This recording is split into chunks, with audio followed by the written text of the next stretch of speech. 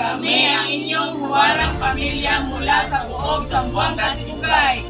Malaki ang pangarap namin sa aming pamilya, kaya duplikayod kami para sa kinabukasan ng aming mga anak. Tinuturuan namin silang may magandang asal at respeto sa kapwa.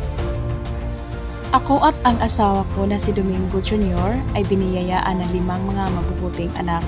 Payak noon ang aming pamumuhay. Dumating sa amin ang programa ng Pantawid. Malaki ang tuwa namin nang kami ay mapabilang sa Pantawid. Kami ay nabigyan ng pagkakataong matulungan.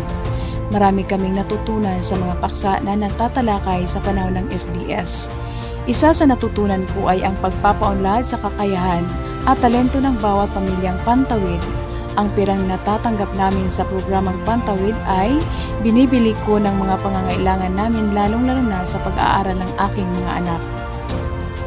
Ako naman ay nagtatrabaho bilang Barangay APMR or Indigenous Peoples Mandatory Representative ng Tribong Subanen. Malaki ang tungkuling ginagampanan ko sapagkat sa akin nakasalalay ang pagsusulong ng kulturang Subanen sa aming barangay. Ako rin ay nagtatrabaho bilang isang radio or DJ broadcaster at voice actor.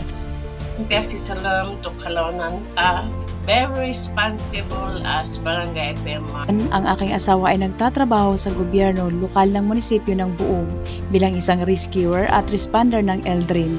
Lahat ng aming mga anak ay consistent honor students. Lahat sila ay may iba't ibang achievements at parangal gaya ng perfect attendance at may good moral character.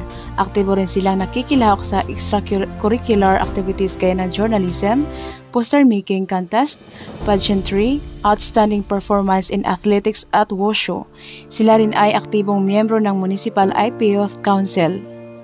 Tinuturuan kami ng magulang namin ng magagandang asal, disiplina ng maigi upang lumaki kaming may respeto sa kapwa-tao. All I can say with Dominic is a good performer as a learner and obedient. Na siya initiative being a student, leadership skills, and he has a potential to lead other learners. He was a honor student, and when it comes to the learning during our sessions, she responded. Kami ay nagwagi sa Pantawid Pamilya Got Talent.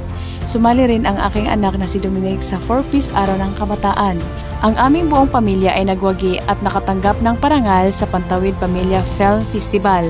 Sumali rin ako sa Ginang Pantawid noong 2019 at ako'y nanalo. Aktibo rin kaming nakikilahok sa iba't ibang mga grupo sa aming pamayanan, kagaya ng paglilingkod sa simbahan. Ipinagmamalaki ko na ang aking anak na si Dominic ay isa ng pastor sa aming simbahan sa mura niyang edad. Pagdesisyonan kong mag-aral sa Alternative Learning System at ako'y nakapagtapos. Sa kasalukuyan, ako ay nag-aral pa rin bilang isang grade 12 student.